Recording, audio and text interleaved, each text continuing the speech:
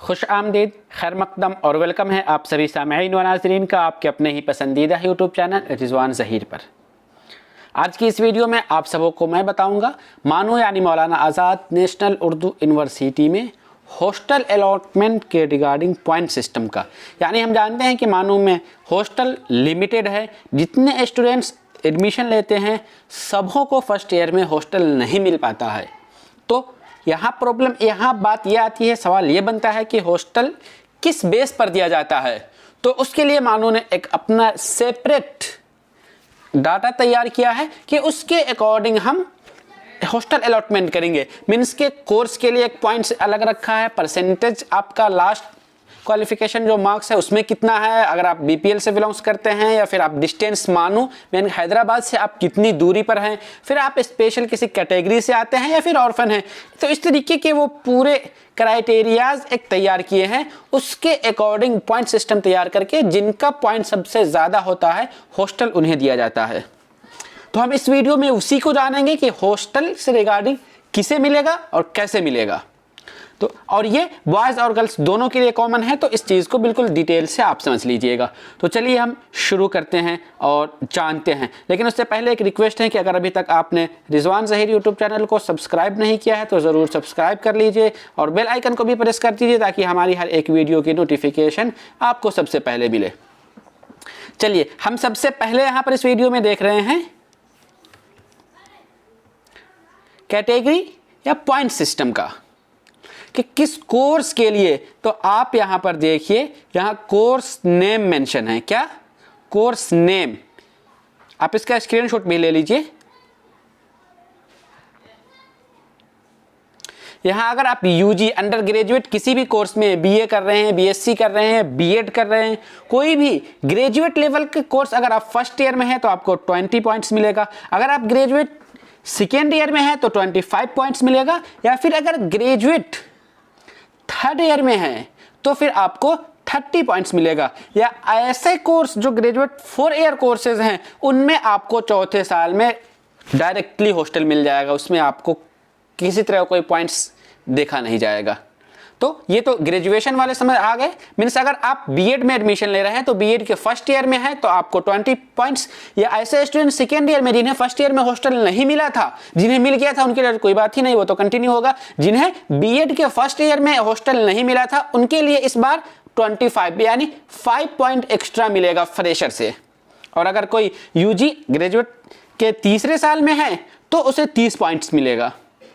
तो ये तो ग्रेजुएट के लिए।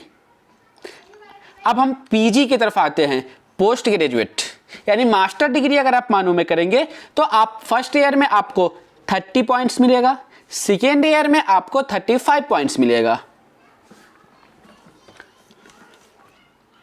और अगर आप क्या कहते हैं पीजी थर्ड ईयर में है तो फिर आपको यानी in case of MCA, PG MCA students को तीसरे साल में 40 पॉइंट्स मिलेगा, 40 पॉइंट। और यहाँ पर डिप्लोमा के बारे में हम बात कर लेते हैं, डिप्लोमा इन पॉलिटेक्निक और डिप्लोमा फिर डीएलएड, उन दोनों के बारे में। तो पॉलिटेक्निक के लिए फर्स्ट ईयर में अगर आप एडमिशन लेंगे तो 25 पॉइंट्स मिलेगा। पॉलिटेक्निक के अगर आप सेकेंड ईयर में हैं, फर्स्ट ईयर में आप हॉस्टल नहीं मिल पाया था तो 20 पॉइंट। अगर आप पॉलिटेक्निक थर्ड ईयर में पहुँच चुके हैं तो फिर आपको 25 पॉइंट मिलेगा। उसी तरीके से ये डीएलएड है, अगर आप DElEd diploma in elementary education first year में एडमिशन ले आएंगे तो आपको 20 पॉइंट्स मिलेगा। और ये थर्ड ईयर में अगर आप डिप्लोमा के हैं, सॉरी डीएलएड के सेकेंड ईयर में है तो आपको 25 पॉइंट मिलेगा। उसी तरीके से पीएचडी। तो एक चीज़ याद रखिए, पीएचडी मानो में बॉयज़ पीएचडी को हॉस्टल नहीं मिलता क्योंकि वो एचआरए है, उन्हें सेंट्रल गवर्नमेंट की तरफ से हॉस्टल के उनके पैसे मिलते हैं। तो जेआरएफ होल्डर को मानो में हॉस्टल फैसिलिटी नहीं है, वो बाहर ही रहेंगे। लेकिन यहाँ अगर कोई नॉन जेआरएफ है या फिर गर्ल्स है, गर्ल्स में चाहे आप जेआरएफ हो या फिर ओनली आप नेट क्वालिफाइड हो, आप पीएचडी में हो, तो गर्ल्स में वो उनको मिलेगा, बॉयज़ में नहीं मिलेगा। तो पीएचडी अगर फर्स्ट ईयर में है तो 30 पॉइंट, सेकेंड ईयर में है 35 पॉइंट, थर्ड ईयर में है तो 40 पॉइंट मिलेगा। अब यहाँ पर जो बहुत ही अहम और इम्पोर्टेंट आ जाता है वो है पॉइंट्स के बारे में, एकेडमिक प्रेफरेंस यानी परसेंटेज के बारे में। आपका कितना परसेंट पिछले कोर्स में था, तो आपको इस बार कितने पॉइंट्स मिलेंगे। तो इस बार इसका नुकसान मानो के बोनाफाइड स्टूडेंट्स को, जो सेकेंड या थर्ड ईयर स्टूडेंट्स हैं, उन्हें हो रहा है, क्योंकि लास्ट ईयर मानो के जो स्टूडेंट्स थे उन्हें CGPA को 10 से मल्टीप्लाई कर देते थे तो उनका पॉइंट्स ज़्यादा आता था। लेकिन इस बार ये किया गया कि वैसे मानो के स्टूडेंट्स जो सेकेंड ईयर में है, फर्स्ट ईयर में उन्हें हॉस्टल नहीं मिला था, तो वो हॉस्टल अप्लाई के टाइम CGPA को 10 से मल्टीप्लाई करके नहीं डालेंगे, बल्कि उनका जो एब्सोल्यूट मार्क्स है, आप वेबसाइट पे जाकर, मानो के वेबसाइट पे जाकर अपना रिजल्ट चेक करते हैं तो वहाँ एक ऑप्शन आता है एब्सोल्यूट मार्क्स का। तो जो आपका एब्सोल्यूट मार्क्स है उसका परसेंटेज आपको निकाल कर डालना है। जनरली 7 से 8% का वो माइनस हो जाता है। मीन्स कि अगर आपका CGPA 8.5 है तो लगभग आपका वो 78 या 77 के आसपास आपका परसेंटेज में आ जाएगा। तो इतना फर्क आ जाता है। आप निकाल लीजिएगा, आपका जितना परसेंटेज होगा वही परसेंट ही डालिएगा जो मानो के बोनाफाइड स्टूडेंट्स है, या फिर जो CGPA से मानो में एडमिशन ले रहे हैं न्यू कोर्स में या सेकेंड ईयर में, या और जो लोग CGPA नहीं, नॉर्मली वो परसेंटेज से ही आए हैं, मार्क्स पर ही आए, तो उनका तो जो परसेंटेज वो डाल देंगे। तो मिनिमम पासिंग, हाँ, मार्क्स क्या है, 49% को 20 पॉइंट्स मिलेगा, 50 to 59 को 25 पॉइंट्स मिलेगा, 60 to 70 को 30 पॉइंट्स मिलेगा, 71 to 80% वाले को 35 पॉइंट मिलेगा, और जो 80% से एवव है उन्हें 40 पॉइंट मिलेगा। आगे है वो एक ऑर्फन चाइल्ड या फिर चाइल्ड ऑफ विडो। ऑर्फन कहेंगे जिसके माँ और बाप यानी वालिदैन दोनों का इंतकाल हो गया हो, या फिर चाइल्ड ऑफ विडो जिनके सिर्फ वालिद का इंतकाल हुआ हो, तो उनके लिए 15 पॉइंट्स रखे गए हैं। अगर किसी के दोनों नहीं है तो भी उनका पॉइंट्स है, या फिर एक नहीं है तो हाँ, अगर कोई इन केस में जिनके सिर्फ वालिदा का इंतकाल यानी माँ का इंतकाल हुआ हो, वालिद का, फादर का इंतकाल नहीं हुआ हो, तो उन्हें एक कंडीशन के साथ उनको पॉइंट्स दिया जाएगा। वो उनका कंडीशन क्या है कि जिन्हें सिर्फ वालिदा का इंतकाल हुआ, वालिद जिंदा है लेकिन उनकी इनकम 27,000 से कम है, तो फिर वो उनको उसका बेनिफिट मिलेगा। तो वो आप उसके लिए एक अलग से स्टेप है, उसको आप अपना साबित करना पड़ेगा आपको। अब बिलो पॉवर्टी लाइन BPL के लिए आपको 5 पॉइंट मिलेगा।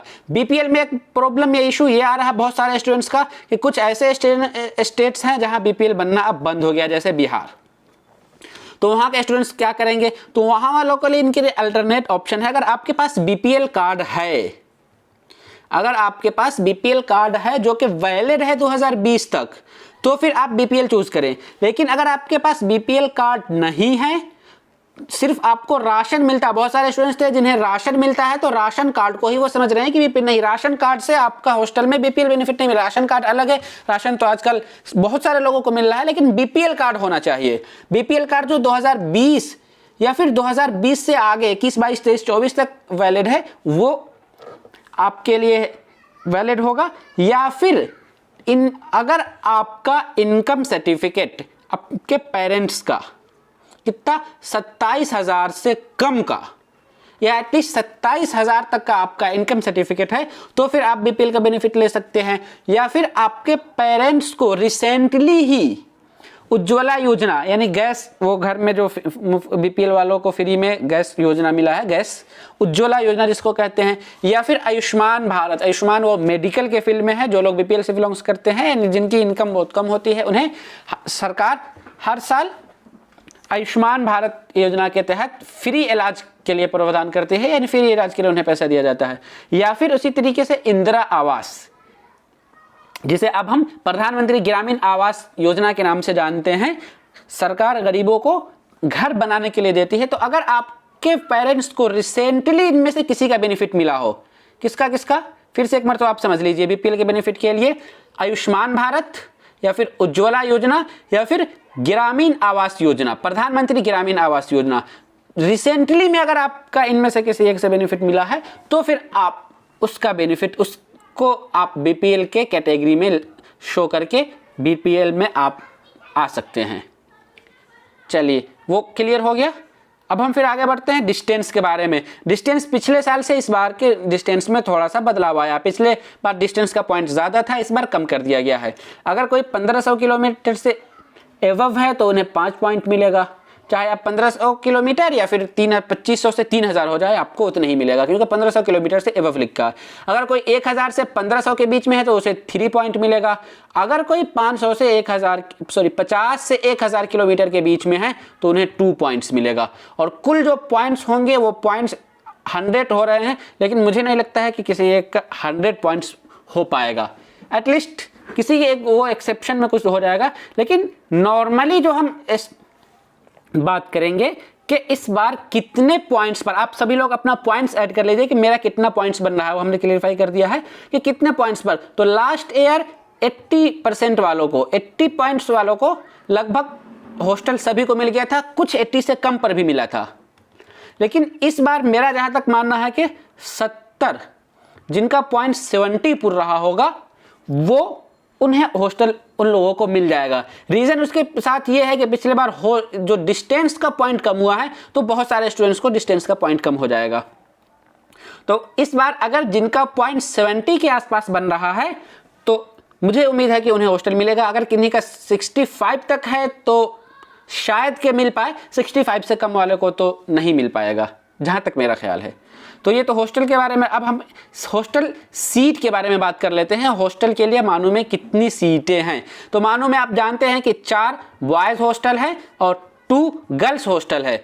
यहाँ बॉयज़ में सभी को हॉस्टल नहीं मिल पाता है, बट गर्ल्स में 90% को हॉस्टल मिल जाता है। रेयर केस में शायद कि किसी को ना मिल पाए, लेकिन गर्ल्स में यह है कि 90% को हॉस्टल मिल जाएगा। 100% तो आप बिल्कुल नहीं कर सकते, लेकिन 90 to 95% गर्ल्स को हॉस्टल मिल जाएगा।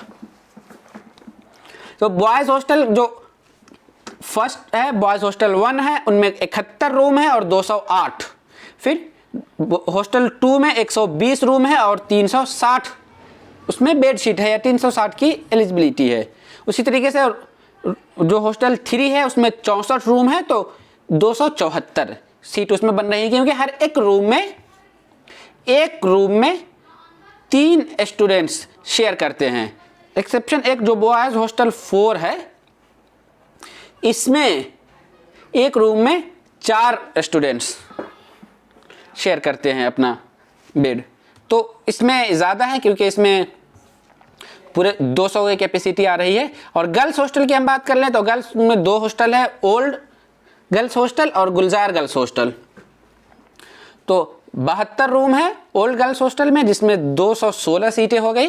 और उसी तरीके से 151 रूम है गुलजार गर्ल्स हॉस्टल में, तो इसमें 453 टोटल सीट हो गई। अगर हम टोटल सीट की बात कर लें बॉयज़ में, तो बॉयज़ में हमारा 1024 यानी 1 GB 1024 सीट कैपेसिटी है और गर्ल्स हॉस्टल की 669 टोटल। दोनों को हम ऐड करेंगे तो मानू के हॉस्टल में कितने लड़के और लड़कियां दोनों मिलाकर रहती है तो फिर वो 1693 हो जाएगा। तो चलिए, उम्मीद करता हूं कि आपको हॉस्टल के रिगार्डिंग जो कंफ्यूजन था, जो क्यूरी थी, वो आपके सोल्व हुए। यहाँ आप जो हॉस्टल देख रहे हैं ये हॉस्टल, ये गर्ल्स हॉस्टल है। चलिए, अब हम आप लोगों से जो शुरू में एक और बात किए थे कि क्या अब आप हॉस्टल किन्हें मिल पाएगा या नहीं मिल पाएगा, या फिर हॉस्टल क्या मानो कि किसी और सेंटर पे भी अवेलेबल है? तो नहीं, मानो कि सिर्फ और सिर्फ हैदराबाद में ही हॉस्टल फैसिलिटी अवेलेबल है, किसी और सेंटर पर हॉस्टल फैसिलिटी अवेलेबल नहीं है। कुछ बात आती है खर्च की कि हमें हॉस्टल में क्या कॉस्ट पड़ेगा। तो मंथली जो आपका मेस बिल पड़ेगा वो 2000 के आसपास, 2000 से 2200 बॉयज़ के लिए, और फिर गर्ल्स के लिए वो 1500 से 1700 के बीच। और फिर एक मुश्त यानी पूरे साल के लिए एक बार आपको हॉस्टल फी देना पड़ेगा, वो 4000 होता है। गर्ल्स या बॉयज़ दोनों में किसी में से भी हो तो आपको 4000 जो पूरे साल का फी होगा, उसमें आपके हॉस्टल की सफाई सुथराई या फिर और भी जो हॉस्टल की ज़रूरत है उन सभी चीज़ों को ऐड करके 4000 आता है। तो ये हॉस्टल फ़ी हो गया। बाकी उसके बाद आपको जो मेस बिल होगा वही बिल आपको देना पड़ेगा। खाना कैसा होता है? तो खाना में जायका की थोड़ा बहुत आपको साउथ का असर दिखेगा, लेकिन ऐसा नहीं है कि एकदम बिल्कुल से ही आपका खट्टा खाना होगा। खाना आपका हॉस्टल खाना नॉर्मल ही होता है। और अगर आप किसी बाहर होटल में जो खाएंगे, बाहर के किसी रेस्टोरेंट में, उससे तो अच्छा ही होगा नॉर्मली जो बाहर के होटल से अच्छा, क्योंकि नॉर्मली बाहर का कल्चर, वहाँ का लोकल कल्चर है, उसके अकॉर्डिंग वहाँ आपको फूड मिलेगा। हॉस्टल में आपका नॉर्मल जो नॉर्थ और साउथ दोनों का मिक्स हो जाएगा। और इसके अलावा और भी बहुत सारी चीज़ें हॉस्टल के रिगार्डिंग है जो मैंने पिछली वीडियो में बताया था। अगर अभी तक आपने उस वीडियो को नहीं देखा है तो देख लीजिए, आपके सारे कन्फ्यूजन क्लियर हो जाएंगे। और हॉस्टल कैसे अप्लाई करना है, फॉर्म हॉस्टल के लिए कैसे अप्लाई करना है, तो इसके लिए जस्ट मैंने पहले एक वीडियो बनाया था, उस वीडियो का लिंक नीचे मैं डिस्क्रिप्शन बॉक्स में दे दूंगा। उस पर क्लिक करके स्टेप बाय स्टेप मैंने समझाया है कि कैसे करेंगे, तो उस वीडियो को देख लीजिए, आपके सारे कॉन्सेप्ट क्लियर हो जाएंगे कि हॉस्टल आप कैसे अप्लाई करेंगे। तो चलिए आज की इस वीडियो में दीजिए हमें इजाजत, हम फिर मिलेंगे, तब तक के लिए शुक्रिया, अल्लाह।